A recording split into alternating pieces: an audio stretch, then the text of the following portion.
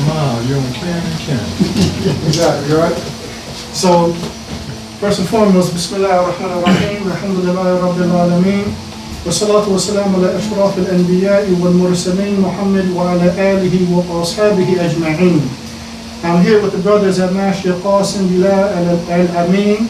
There's a lot of brothers around me, so first we'll take the time for everybody to introduce themselves, starting from the far end of my left. My name is Yahya Salim Shahid. My name is Yahya Yazid. I'm Ahmed Hassan. Abdul Shakur. I'm Bashar Hani. I'm Hadi Fudi Jawara from West Africa. William Abdullah. Now this masjid, for those that may not know, is in Montgomery, Alabama.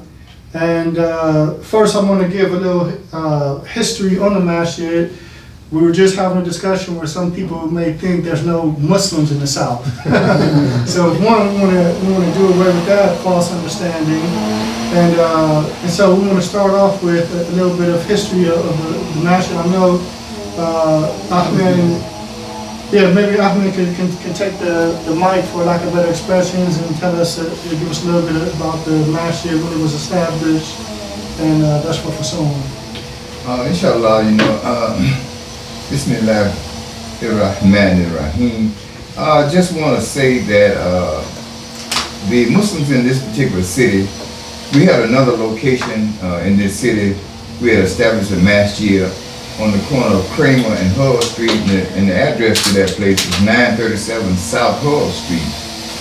While there, one of the Arab brothers who came here from Saudi, they came here to do their pilot work at Maxwell Air Force Base. And he attended the masjid while here, and he gave us the idea that he wanted to, he knew somebody that could give us some money to build a masjid here in Montgomery. He was a captain, and he said he knew someone who was wealthy that wanted to do something like that in Saudi. And so we told him, yeah, we love that, you know. So this particular brother, nothing but Shaitan made me forget his name. He was a captain out there from Saudi Arabia. And he did get the funds to build this masjid here. The first monies he gave us, we bought the land across the street, and it was not sufficient for what we wanted. So we told them that we needed more, and they gave more, you know. And they built this masjid here. This is officially the first masjid in the state of Alabama built from the ground up. And what year was that? This is in 1982. MashaAllah. Imam Wahdi Muhammad, we were under his leadership at that particular time. And this floor here, right here, what we walk on all the time, Imam Wahdi Muhammad came and did the first Jummah here after we had built the building. And the building was built by a group of Muslims that came from Atlanta, Georgia.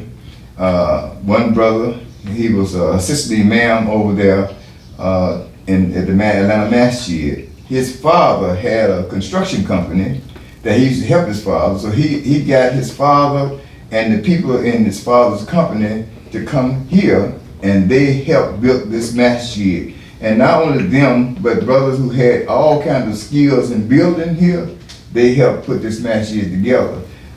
Friday, the first Friday that we had, the first Jummah we had here on Friday, Imam Wahdi Muhammad he gave the khutbah, and when we got, we were not ready for the people to come in. We were still putting the towel down on the floor as people were walking by. And do you know that, now, I know this for a fact because I was on the floor having put that towel down here. Alhamdulillah. That brothers came from all over the country in suits, in all kind of attire. They came in that door there and saw us putting that thing down. Them brothers pulled them coats off and down on their knees and helped us put this floor down right here. You know. So this is just a small history of where we came in as Masjid Qasim Bilal Al-Amin. This name that we chose, was the name of the brother who was the imam at the previous place we were at, as I said, 937 South Hull Street. He was a vendor. That place we had over there then subsisted by Allah. It subsisted by him selling his goods. Then he was selling 8-track tapes at that time. 8-tracks were very, even before the cassette tape. Even before the cassette tape, he had the 8-tracks. And he was selling them to take care of himself. And he was living in the masjid, so he was actually paying the rent, because we couldn't use the zakat money. We weren't supposed to use the zakat money, but it was being used to pay the bills, then at that masjid. And so he used to go out and sell 8-track tapes. And he lost his life one day because one person, and this was recorded in the courtroom, that this particular person is an African-American man. His family said he left home that morning, said, "I'm gonna kill me a nigga," So this man said that, And so he left home and went out in the place where this brother used to go and sell his wares at. And the brother came in where they were, and as they always do, they knew him very well because he sold a lot of 8-track tapes there, And this person told him, "You need to leave him, and we don't want to buy none." He said, "Brother, I'm not bothering you, said, I'm just trying to sell my wares, And he jumped up and pulled his gun out and shot the man, killed him. His name was Qasim Bilal Al-Amin. So we decided that as a group to name this masjid behind him, because he gave so much as a Muslim and as the imam to the other place where we had, So that's just a brief history of this particular masjid, inshallah. Now, I know that typically when dealing with the South, most people are going to be interested in race relations at that time, and especially knowing that Black Americans are now taking a faith that traditionally differs with and opposes, generally speaking, societal norms. So when it comes to the establishment of a masjid here in the South, especially at that time in '82, what was the atmosphere like as it relates to race relations? Race relations, as we know then, this is the South, so we're talking about 70s, 60s, 70s, and 80s. These are some turbulent times, These are the times they're killing presidents, they're killing leaders, all this kind of stuff, They don't want to, they got a toehold on everything. And any little increment that they see where they're going to lose grip, they get very violent. And it was like that in the whole South, Mississippi, Tennessee, Arkansas, Florida, Georgia, all the way around, Alabama, just like that, So when we got ready to build this masjid here, we first got permission to buy that land across the street, as I told you.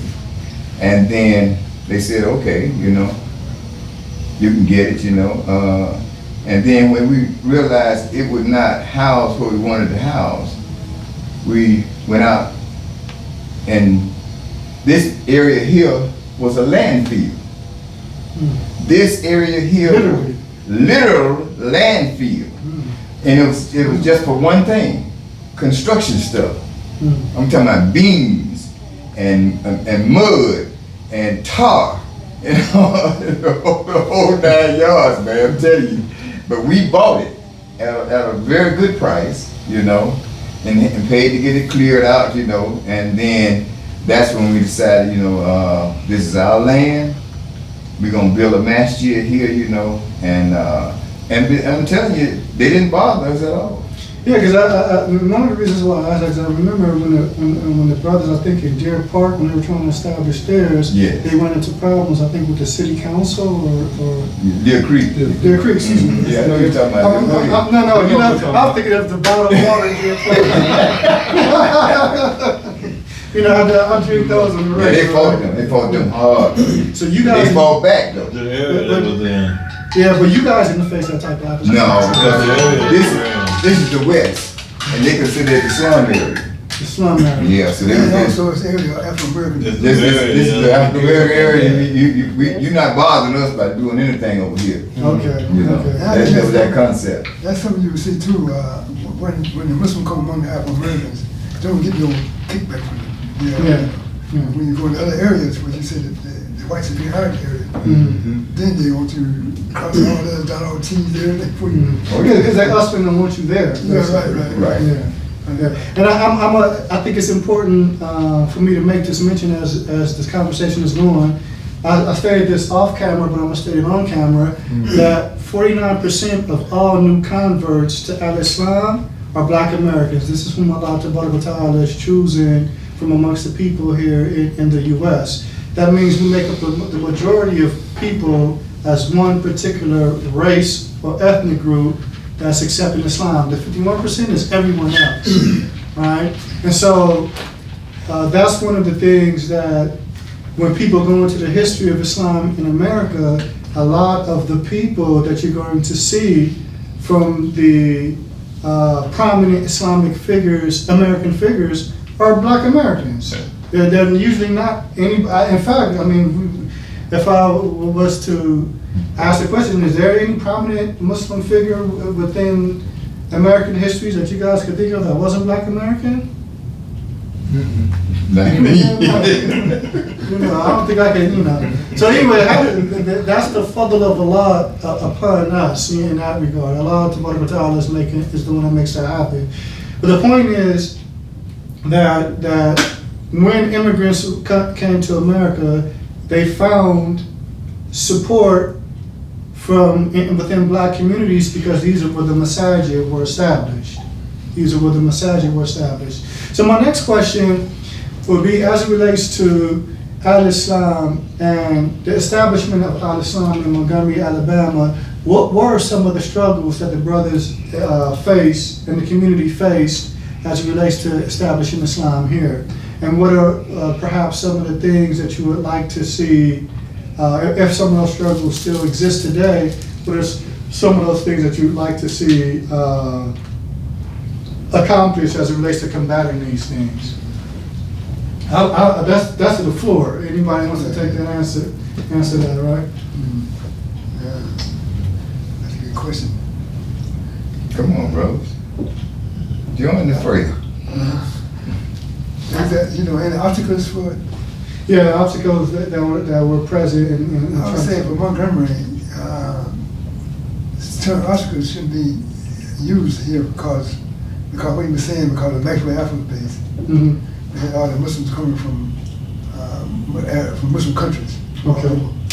So it was kind of like for them trying to please that group, because they bring a lot of money to the city. Yeah, the brothers from the Maxwell. So they were trying to please that group, so they really didn't give us no problem. They really didn't give us no problem. Can you say that, Ahmed? I agree They wholeheartedly. never gave us problems. The monies that was coming in from these Muslims who came from different so-called quote-unquote Muslim countries, made these people in authority in Montgomery, Alabama, look the other way on all situations dealing with us. Because this was the only masjid here. We got 4 here now. We didn't have just one, this building right here. And those brothers at Maxwell Air Force Base flocked here all the time.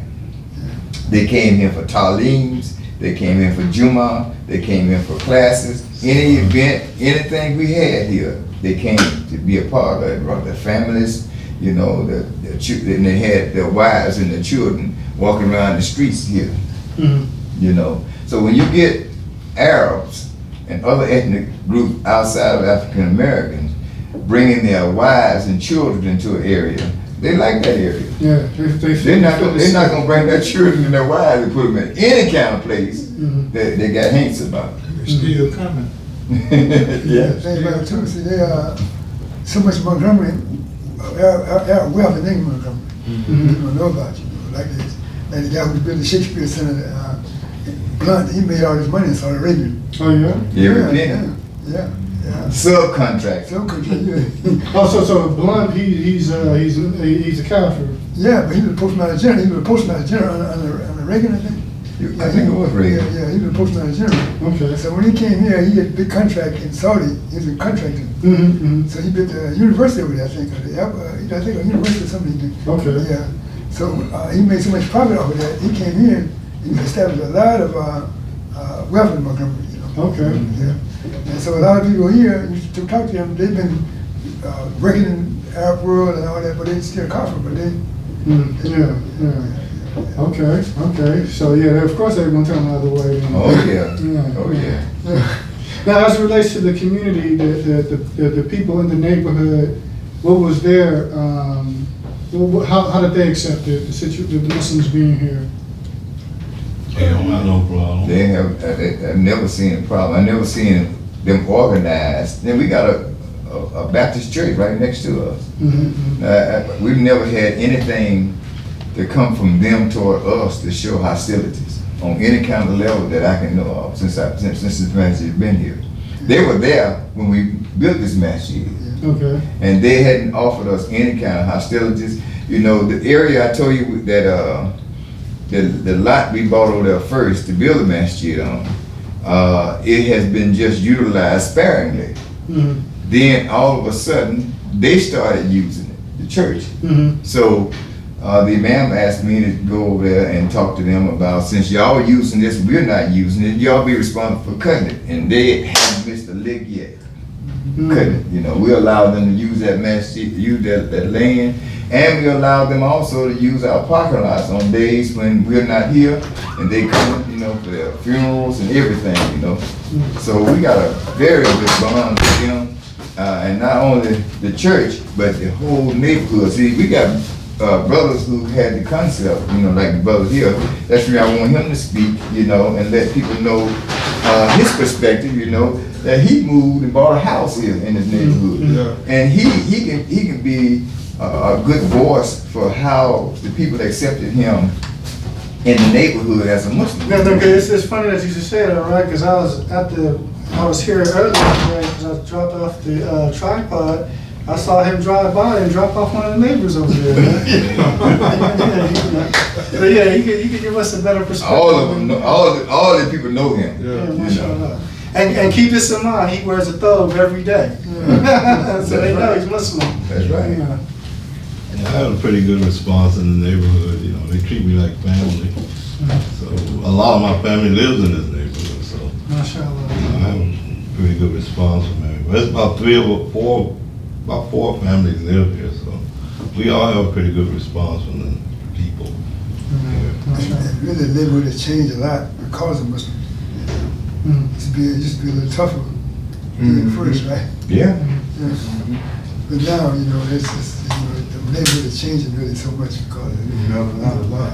I think that's something, one, for Black American or Muslims that are Black American that live in predominantly Black American communities know this, because this happens all over the country. When the Muslims start establishing something, whatever type of riffraff activities that was taking place, that drops dramatically. You know, it happened in LA. It happened in.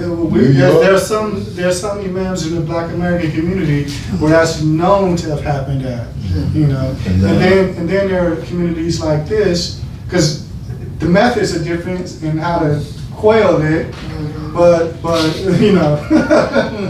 They put it like that. Yeah, the methods may be different, but the outcome is always the same. It drops the stupidity tremendously in the neighborhood. Yeah, Imam Sarab Wahaj, you know, up in New York, he'll tell you about how he established that masjid, and he's Imam over it. You know, I was thinking about him. If I'm gonna be honest, I was thinking about him. But even in LA, it was similar. The community I came out of, I heard about the stories about how that community got established. Yes, and those guys had to get down too. Yeah, I mean, you got to do what you got to do. Yeah. And this is one of the reasons why, and I have to say this to the listening audience, you have an element of brothers that attempt to dismiss the work that, because you all are elders to me. You know, you guys are in my father's peer group, in the imam's case, grandfather's peer group. You have people in my generation and younger that dismiss the work that the brothers have done. And they try to dismiss it from varying perspectives. Oh, they're not on the hawk. Oh, this, oh, that. And that's for someone, you know. And as far as I'm concerned, just from a common sense perspective, you know, you can't throw your elders under the bus.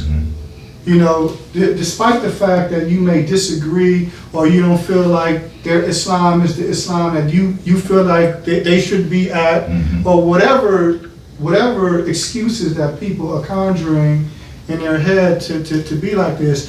One of the things, like when you brought up Siraj Wahaj, the reason why Muslims, especially in my peer group and younger, could walk around that neighborhood. What is he in Brooklyn or the Bronx? Or where's he at? Brooklyn. To walk around Brooklyn wearing white thobes, beards, hold their heads up high as Muslims, and their women folk and children are off limits to the riffraff of the community, is because of the work those elders put down before they were born. Right. Yeah, the work that those elders put down had the riffraff recognizes Muslims off limits, you know. And so my whole main thing is, because like even when we were just talking about W.D. Muhammad, right? Here's the reality. Was W.D. Muhammad the most knowledgeable person? No, of course not. Did he make mistakes in creed and things of that nature? Yes, he did. But the reality is, look, I'm saying for myself, my mother and father were NOI. Elijah Muhammad died in 1975. Then that's when, as the elders back in LA would say, like the largest mass conversion of one group, religious group of people to another religion happened as a direct result of his direction. That was the means that Allah caused for this to happen, right? And then I was born in 78, born Muslim as a result of that, right? Born Muslim as a result of that. So the thing about it is, okay, the brother may have had mistakes. We don't make light of whatever mistakes that he had. We understand that. But that's what Allah Ta'ala chose to be in play at that time. And now look at what is produced with people like myself and others that have that background. We can directly say that from the means of how I got Islam, it leads back to him. You know, but imagine if Farrakhan had took over the nation instead of Warthuddin, because this is something that most people don't know. Farrakhan was next in line. According to what the elders in LA told me, according to the protocol of the nation, Warthuddin was not supposed to take over. It was supposed to be Farrakhan. I was there. Yeah. See, I was there when it happened. I was in the nation for 3 years myself. Yeah. Yeah. And so my main thing, like, this is what I say about Warthuddin Muhammad. One, the man has passed away, you know. So whatever mistakes that people that he has with him, those mistakes died with him. Because people that claim to be followers of, like how you were saying, they're not really followers of, they're doing some other stuff. All right. Then two, he is like any other Muslim. It is hope, as far as I'm concerned, it is hope.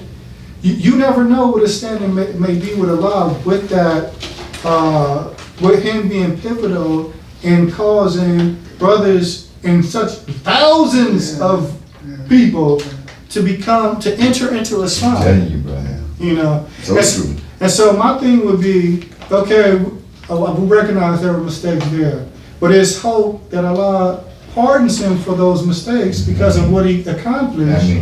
You know, that he pardons him for those mistakes, and that the good that he did do, because we got the hadith about if you guide one person to Islam, that's better than what? A whole, Exactly. A whole mankind. So and he guided thousands of people to Islam, you know. And so this is what I would advise younger brothers to really consider. I think that sometimes, you know, again, this is not me dismissing mistakes, but the man is dead. That stuff isn't being propagated anymore. Right. If you're just stuck on that, you know, and he died a Muslim, so we say rahimahullah.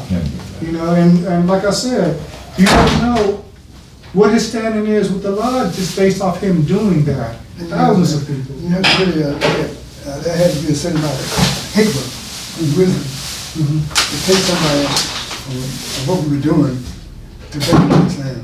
I mean, you had to do a lot of things he did. He changed it on.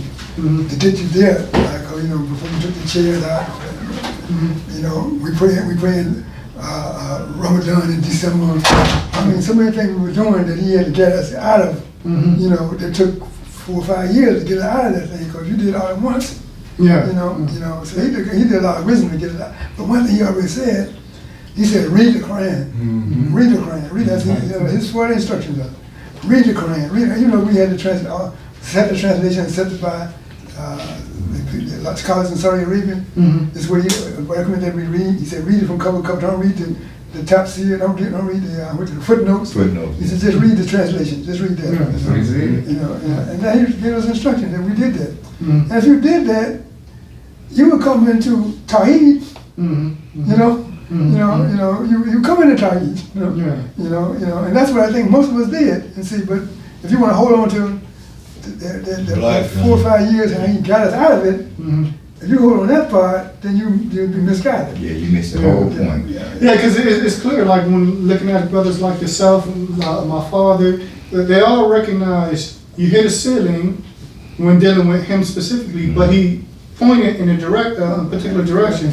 But you hit a ceiling, and once you hit that ceiling, you say, okay, now I have to get more. That's exactly now correct. I go to the other source. Absolutely correct. And see, the brothers who doing that thing now about him, they really don't understand that they've hit the ceiling, but they don't want to move from the ceiling.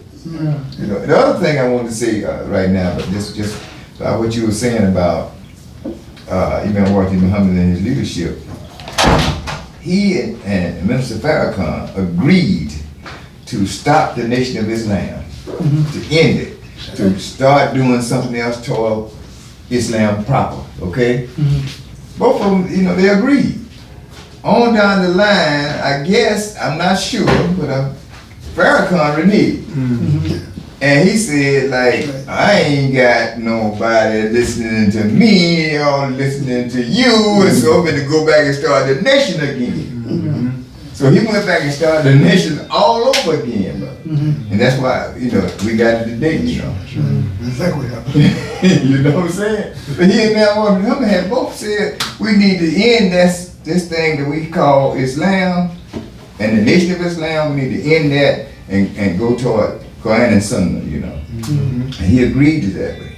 On down the line, I don't know exactly when it happened, you know. Because I took Shahada in 1977, 2 years after he accepted his leadership as the Muslim leader. So I don't have in my mind when did Farrakhan start doing his thing again. I thought it was like 3 years after. It may have been. It was like, it was pretty quick, right? About 7, 8 or something like that. 2 or 3 years after. It may have been. It may have been, you know. When I took Shahada, Imam Muhammad was the leadership, you know. And it took, you know, me coming out of what we call the dead world, you know. You know, I really, was just really trying to catch on to what was going on from where I had been to what I was coming into, you know. So I've forgotten if Farrakhan had started back the nation when I took Shahada or not, you know. And some less people don't really know about it too, because the government of Saudi Arabia, they sent scholars from every section of to the community. They did. Like Tajuddin Shuaib. Right. Yeah, they had one came to Atlanta. You know, I knew him personally, you know. But you know, unfortunately, the WD community in LA ran him off. But Atlanta actually ran this one off. But in Oakland, we love Tajideen. In Oakland, we love Tajideen. Now in LA, I remember that, unfortunately, man, one of the brothers was telling me when he came to the marshal and they ran him off, and they was up there on the minbar. We got a guy says he's a sheikh. Yeah, he's a sheikh, all right, a milk sheikh. Some of those guys, they can get their clown on when they want to. Of course. They, on that minbar. We Negroes. We know how to clown. Y'all can tell you. He's totally ignorant, that's what Y'all can tell you. But I went to college with him, Yeah. Okay. and when he was over there, they all respected him in the state over there. But he said he would always come to Oakland. Yeah. In fact, one of his brothers from Nigeria, I helped him publish all his books. Oh, Yeah, I got one as well. Yeah, because he wrote a lot of books too. yeah, one of I got them. one of them still. In fact, he had a Made book. simple. Yeah, that's what I was about to say.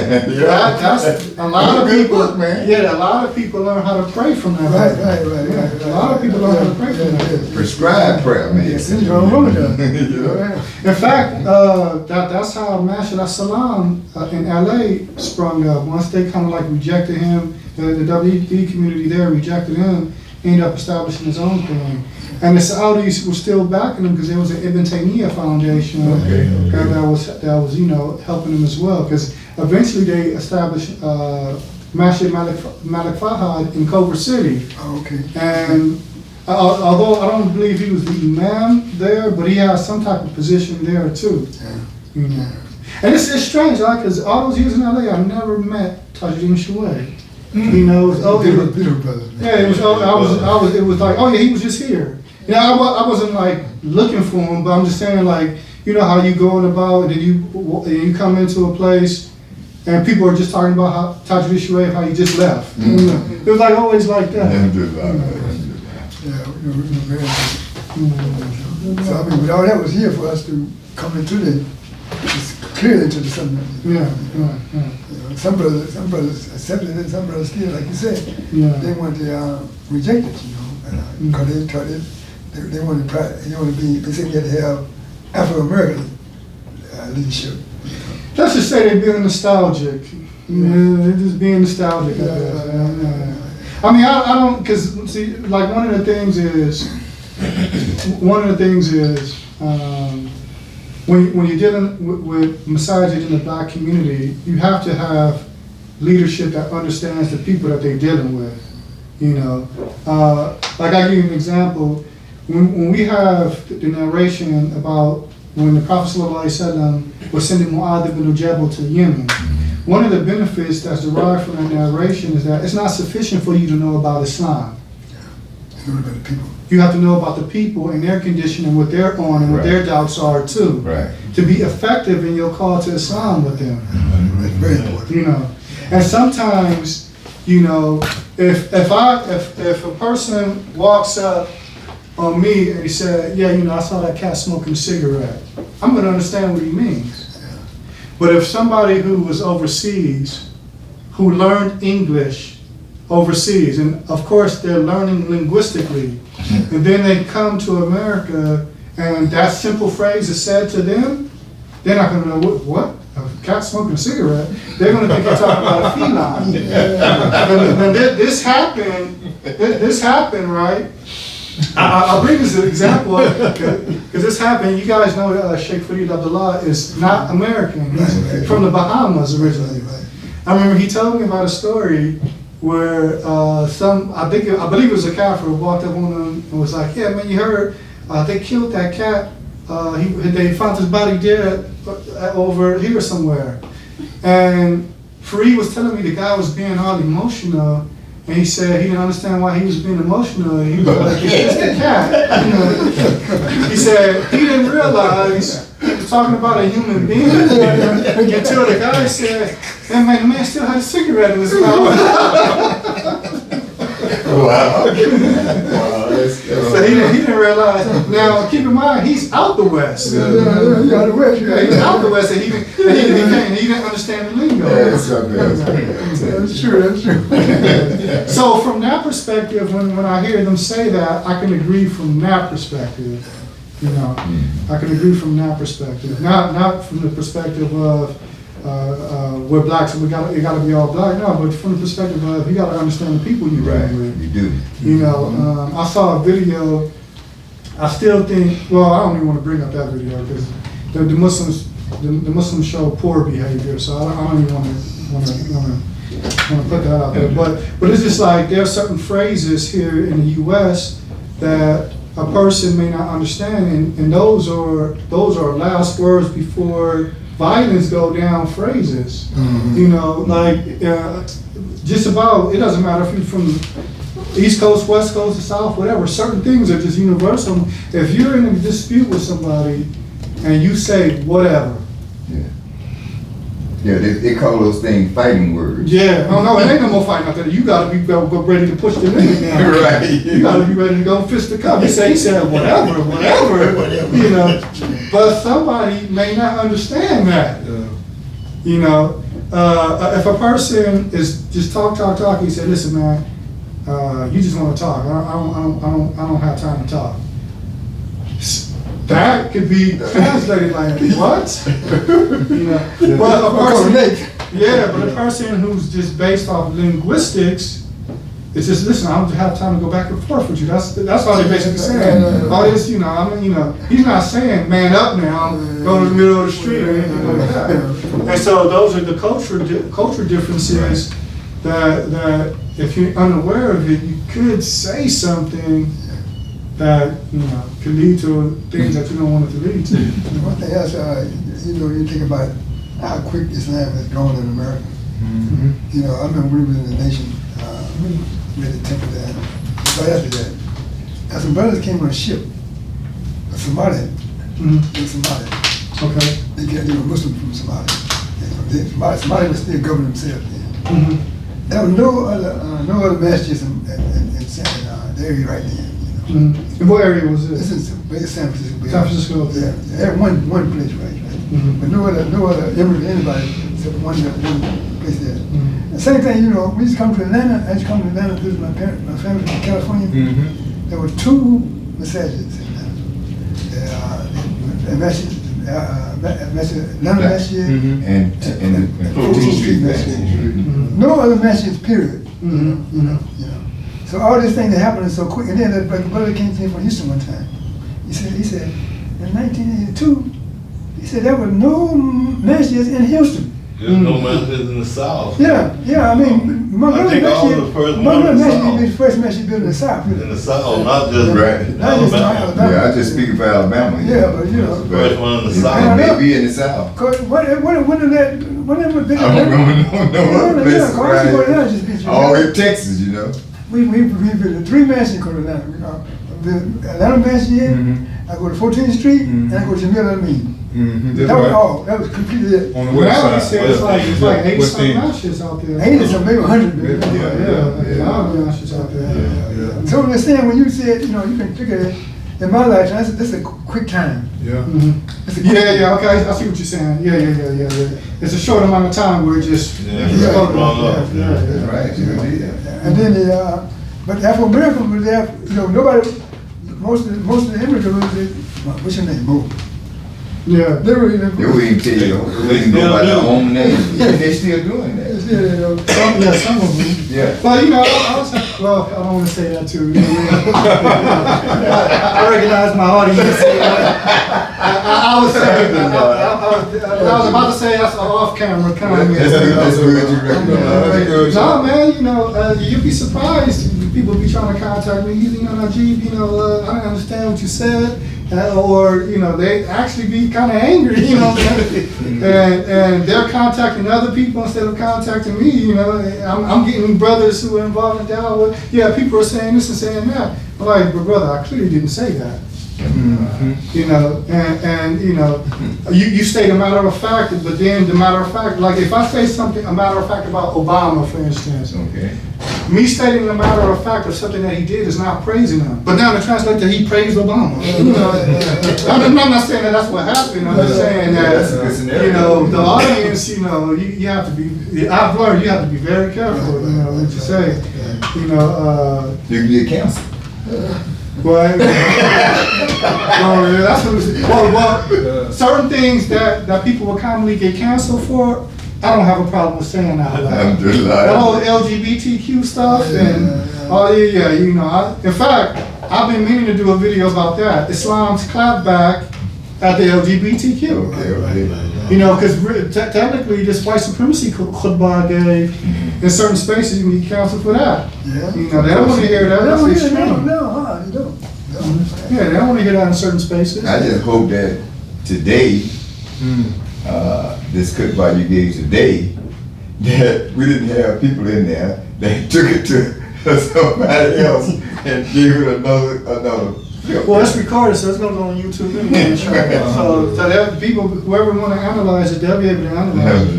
You know, because one time, you know, when the Black Lives Matter movement, when all that was happening, I can't recall what actually set it off a couple of years back. You know, there's a Jewish foundation called Memory TV, MEMRI. It's an acronym for something. I'm not sure what it is. But I did a talk on the ruling on what was it? The ruling on rioting in Islam. When the people actually started rioting in certain areas. I did a talk on that. They took that clip and put it on their TV. They were cutting it up. You know, but I said, how does this make me look bad? This makes me look good. The message was clear. They couldn't take nothing. You know, I was basically saying Islam doesn't call to chaos. You ain't supposed. We as Muslims, we're not supposed to be participating in nothing. Whereas destroying the property of others. Whereas, you know, so I was like, because it's one of those channels or groups that they do that to make Islam look bad. They have other callers where they make it, you know, they clip their stuff, you know, they're saying something that, you know, that makes them look bad, basically. But I said, how does this make me look bad? I represented Islam. That's one thing I read too about the whole civil rights movement. You know, give a chance to really to check that out. That's only one group of people that started the civil rights movement as such. It wasn't a whole African American people. A lot of us were busy. Our parents were busy. You know, staffing the economy, strong way of life, you know. And so what happened now, you have the civil rights people, you know, they want to call for begging almost. When you go and beg and ask somebody to give you something, you know, we weren't about that. We weren't about that. Our people were not about that. They asked us for nobody. We said, get it ourselves, you know, for sale money. People in the South, Yeah. But I saw a clip with Malcolm X when they were talking, and you guys would be better. One thing about Malcolm, you know, he's always given the benefit of the doubt when he talks about the geopolitical atmosphere here in America. But he was talking about when the march on Washington, D.C., how it originated and then how it ended up. He said it originated because Negroes got tired of this, and they were ready to do something. And when they was marching to Washington, they wasn't marching saying "Kumbaya." They was marching like, "Y'all gonna hear us or else." Right? And then it's like, then they send in the infiltrators. Then it turned into like a Kumbaya type moment. But the bottom line is, the civil rights leaders took it over. It was from basically that's what he was saying. And now you have civil rights pimps. We've mighty understanding of civil rights leaders in the South. We encountered them. We know a lot of them, and we know what their actions were. We know where they came from. We know what they did. You know, because civil rights was really a main issue here in the South. Especially when you're talking about Selma, Montgomery, and these kinds of places, man. Civil rights is at the top, you know, of the heap and doing what needs to be done according to liberation, you know. And then we had some good people come out of that situation, and we had some terrible people come out of that situation. Tuskegee, you know, Tuskegee. If this nation actually gave Tuskegee the type of credit that it needs, dealing with George Washington Carver and Booker T. Washington, you know, man, Tuskegee is a foundation out here. They put some people through Tuskegee that you would hardly believe where they are today and what they did today, you know. But it's you know, it been whitewashed, you know, Mhm. and it was done at the insistence of African Americans working in lapstep with people who didn't have that interest to make sure that we understood what these institutions were about, you know. Sounds like the concept. I don't know if the brothers have any last words, but I think that's sufficient as it relates to the conversation. Does anybody have any last? I'll give everybody an opportunity for any last word. We thank a lot for you. Thank a lot for you. Yeah, we glad to have you Do back something now, pleasing but it's before you just- call us back to earn his mercy. Just this short period that you're gonna be here with us, you know. You told me you're leaving out tomorrow, you know, and I'm gonna try to talk to different people to come tonight to hear you, you know, because you have a lot to give, you know. Well, just keep this in mind. If they don't come, it's no problem because the talk I was actually going to give, the one that I was prepared, I forgot it and left it home. So I'm just going to be flat-footed tonight. I got a folder. I think I'm gonna keep the tradition going with Tawheed, inshallah. Okay, You know. but forgetting it was about, what was forgetting it about? No, you know, I usually prepare my I'm time. saying, Yeah. What was it? if Allah had wanted you to bring Oh, it here, yeah, I got you. you'd have it here. I got you. So- Yeah, I understand what you're saying. Yeah, your freelancing is, It's been written. it's what it is. It is what it is. So you got, you know what I'm saying? Yeah. You know how to freelance. This thing, you know how to freelance. I'm gonna end it at Well, وده سبحانك اللهم وبحمدك اشهد ان لا اله الا انت استغفرك واتوب اليك. I'm gonna go let these folks mad, but I know they mad with me.